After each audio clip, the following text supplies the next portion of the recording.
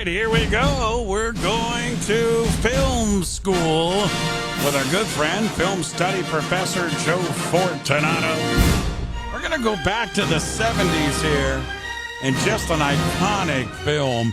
Well done, Newman-Redford, The Sting. Joe, take it from there, my friend.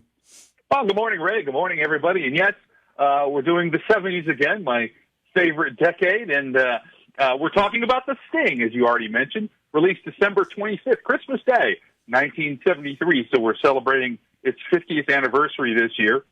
It was directed by George Roy Hill, written by David Ward, and of course, it stars the iconic duo tandem of Paul Newman and Robert Redford, also with Robert Shaw, which we'll talk about in a moment because it actually got him Jaws.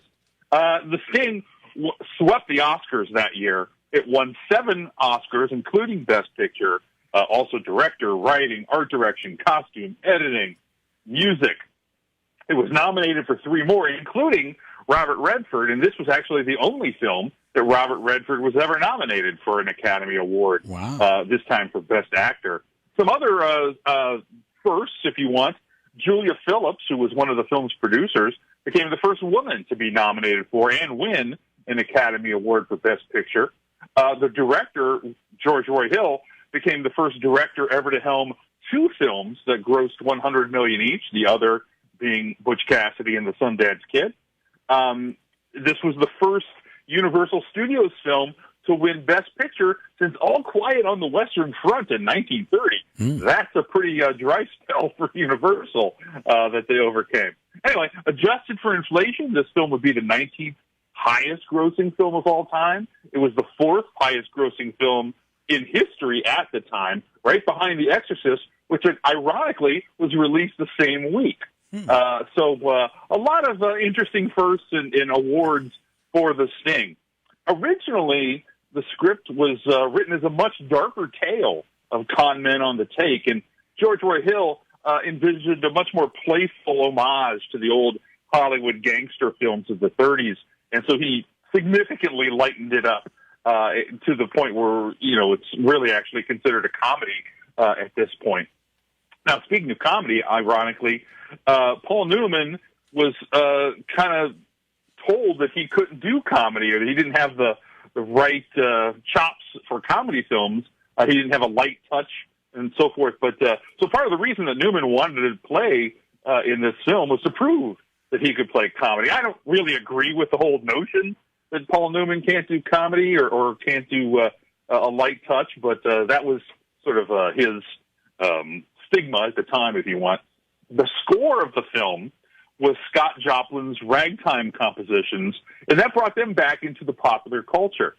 Even though they were composed sort of between 1900 and 1910, you know, about 25 years before the story of The Sting takes place, they used them anyway because George Roy Hill felt that despite that sort of anachronism, the lightness and tone of Joplin's music perfectly captured that playful tone that I already said he was going for. And you know, the ragtime compositions sort of became a new thing, a new popular thing in American culture. In fact, the song "The Entertainer" that was featured in the film became a smash hit and reached number 3 on the Billboard charts in 1974, some 72 years after it was written. So it had a whole new appreciation for that kind of music as well. With us is Joe Fortunato, film study professor, film school on The Sting. And when you go to the billboards of the movie, which is really interesting, Joe, and I know you're going to take and run with it here, Paul Newman, Robert Redford, Robert Shaw. And many people in today's world think, Newman, Redford, Robert Shaw, why is he on the lead? But this was big to have him there, and as you said, really opened the door for his next big role. Yeah, and, you know, producers David Brown and Richard Stanek, who produced The Sting, really enjoyed working with Robert Shaw, and hence they recommended him to Spielberg for Jaws, which they were also producing. So it's really because of his role in The Sting that he got the part in Jaws. And actually, Laurence Olivier was originally considered for that role before it went to Shaw.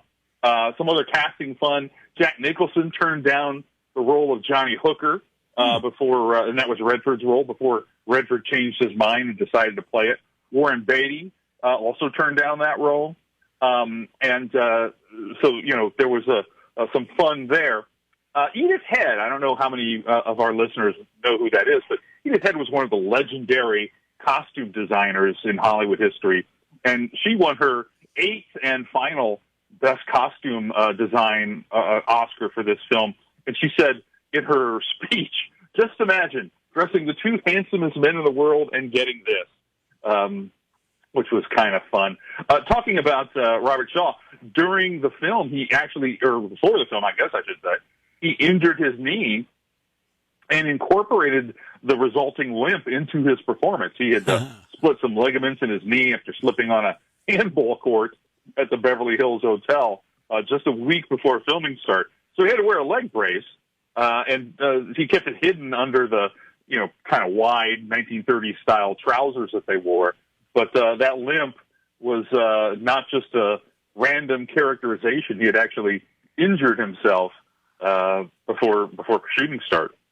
Joe, when you look at Redford and Newman on screen, it looks like they really got along with each other. Not only in this one, but you go to Butch Cassidy and the Sundance Kid. What do you know about their relationship? Was it as good as it looked on film? Yeah, I think so. I mean, it was always competitive, and that's kind of to be expected with stars of their magnitude. In fact, they were each paid an equal $500,000 for their role, which at the time doesn't sound like much now, but at the time was the highest rate for an actor working at the time. So they each earned that same amount, and of course they both got top billing credit, and they had already done previously Butch and Sundance. So I suspect if although money talks, right? So I was going to say I suspect if they didn't enjoy each other's company, they wouldn't have done it. But we know that's not always the case. But for all intents and purposes, I think that they were friendly, and their on-screen camaraderie really shows. One other kind of fun story, another dubious moment, if you will. And this is a little bit more Oscar history than related to this film, but it's kind of a fun little asterisk to our trivia here today. A lot of people might remember the famous moment in Oscar history where there was a streaker across the stage. And so this is just prior to the award for The Sting. It was Elizabeth Taylor was presenting the Best Picture Oscar for this film, which this one would win. And at that time, just before that happened, the streaker darted across the stage, and David Niven gave his famous quip about the guy showing off his shortcomings. But then Elizabeth Taylor came up, and she goes, I'm really shook. So it was the streaker happened right before The Sting won their Best Picture Oscar. I love that. Film School, Joe Fortunato, film study professor, and this is just a bit kind of a tease as Joe and I are getting together tomorrow. We've been talking about it throughout the week here on the morning show. Can't wait tomorrow. Joe, you and I getting together at Julie's. The film will start at 12 o'clock noon. The doors open at 11. She'll have the menu going there, and you're going to get deep into the movie Psycho tomorrow at Julie's. Yeah, absolutely. We're doing Fortunato Film School live, and we don't get to do this that often, so this is a great opportunity for you to come out live and see, chat with Ray and myself. And we are going to screen Psycho. So it's we're getting ready for Halloween a little early. The classic Hitchcock film Psycho, and basically how this works, if you're not familiar, is Ray and I will talk a little bit about the movie for a few minutes beforehand. Then we'll screen the film together, and I'll do live commentary while the film is playing to kind of point out some things, some interesting production history. Movie mistakes is always a favorite moment for the audience. And then afterwards, we'll sort of talk about it like a book club or open it up for Q&A. So it's a really fun educational event. And if you have seen Psycho and love it, you're going to want to come and hear all the behind-the-scenes detail. And if you've never seen Psycho, I think it'll help you as I sort of walk you through it. And we're really excited about Jilly's hosting this event for us. And like Ray mentioned, you can the film itself is free. So if you just want to see the film, come to the film. That starts at noon.